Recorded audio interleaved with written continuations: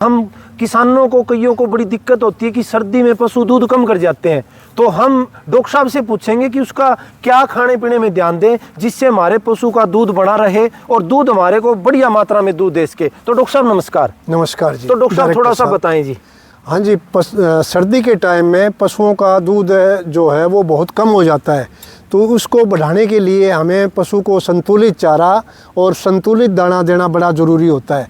संतुलित दाने के अंदर क्या क्या चीज़ होती हैं कि उसमें कार्बोहाइड्रेट होता है, 2 भाग कार्बोहाइड्रेट के ज़रूरी होते हैं। कार्बोहाइड्रेट के अंदर गेहूँ, जौ, जई और ये मिक्स कर सकते हैं हम, और 1 भाग प्रोटीन का ज़रूरी होता है। तो प्रोटीन भी पशु के लिए ज़रूरी है। उसमें हम चना, गवार, लोबिया, सोयाबीन ये मिक्स कर सकते हैं। 1 भाग उसका साथ में खड़ का बड़ा ज़रूरी होता है, तो खड़ भी पशु को 1 भाग उसके मिक्स कर देनी चाहिए, जिससे कि खड़ के अंदर जैसे कि हम अलसी की खड़ खिला सकते हैं, सरसों की खड़ खिला सकते हैं, बिनोड़े की खड़ खिला सकते हैं। इसके साथ साथ में हमने आजकल के टाइम में कि उसको गुड़ भी पशु के लिए बड़ा ज़रूरी होता है।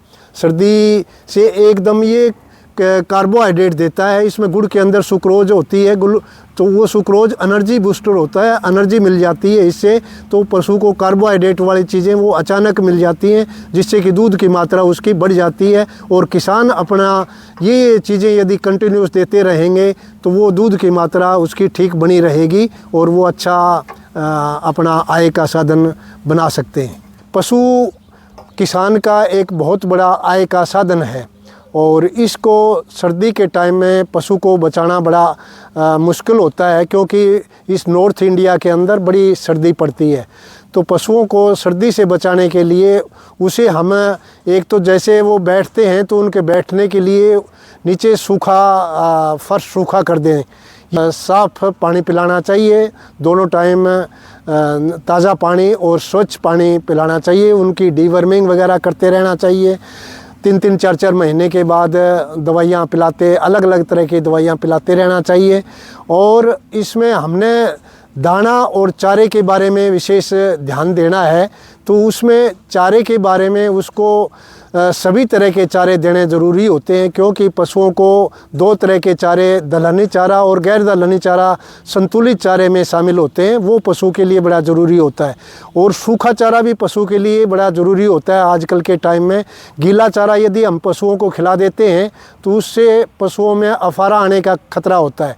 तो कभी भी ओस वाला चारा या गीला चारा पशु को कभी नहीं खिलाना चाहिए।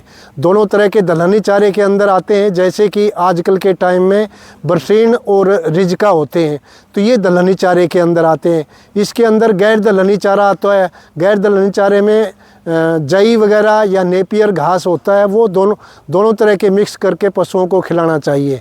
और दाना आता है, दाना पशु को संतुलित दाना खिलाना चाहिए। संतुलित दाने के अंदर हम उसको 2 भाग कार्बोहाइड्रेट के देने चाहिए, 1 भाग उसका प्रोटीन का होना चाहिए, 1 भाग उसका वसा का होना चाहिए। तो ये यदि हम दाना की मात्रा कुछ सर्दी के टाइम में दाने की मात्रा भी बढ़ा देनी चाहिए। वो डिपेंड करता है कि पशु का दूध कितना कम हुआ है और सर्दी के टाइम में कि उसको कितना हम दाना अवेलेबल करा सकते हैं। तो उसमें मात्रा थोड़ी हम बढ़ाएंगे तभी वो दूध की पूर्ति हो पाएगी। और उसमें 2 भाग कार्बोहाइड्रेट में आ जाते हैं, जैसे कि हम 2 भाग पशु को, जैसे कि गेहूँ, जौ, जई, मक्का वगैरह 2 हिस्से उसके होते हैं। 1 भाग प्रोटीन वाला होता है, जो कि उसको चना, लोबिया, सोयाबीन और गवार इनमें से 1 भाग इसका मिला सकते हैं। और 1 भाग उसको खड़ वगैरह की मिलाना बड़ा ज़रूरी होता है, क्योंकि खड़ से वसा मिल जाती है पशुओं को। वो भी पशु के लिए बड़ा वसा भी बड़ी ज़रूरत होती है पशु के लिए। नहीं तो उसका क्योंकि जो वसा होती है, वसा मिलती है खड़ से, वो उसको एनर्जी ज़्यादा देती है कार्बोहाइड्रेट और प्रोटीन की अपेक्षा। तो जितना भी दूध पशु का कम हो जाता है तो दाना पशु को बढ़ा देना चाहिए। और दाना बढ़ाएंगे साथ साथ उसको हम इसके जैसे कि ये गुड़ होता है, गुड़ भी तुरंत कार्बोहाइड्रेट देता है, एनर्जी बूस्टर होता है।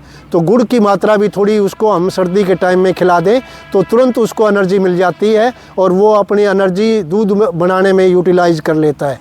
तो इस तरीके से हम पशु का दूध दाने से बढ़ा देना चाहिए और उसको संतुलित दाना, संतुलित चारा पशु के लिए बड़ा ज़रूरी होता है। उसके साथ साथ में मिनरल मिक्सचर भी बड़ा ज़रूरी होता है। मिनरल मिक्सचर भी पशु को 50 ग्राम डेली और 50 ग्राम नमक खिलाना बड़ा ज़रूरी होता है। जिस पशु को हम 50 ग्राम नमक, 50 ग्राम मिनरल मिक्सचर और 3-3, 4-4 महीने के बाद डीवर्मिंग करते रहेंगे और उसको अच्छा संतुलित दाना, संतुलित चारा खिलाते रहेंगे तो कोई वजह ऐसी नहीं होती कि पशु का दूध कम हो जाए और उससे हम अच्छे एक दूध ले सकते हैं और एक अच्छा रोज़गार का साधन फार्मर के लिए बन सकता है। जय हिंद, धन्यवाद।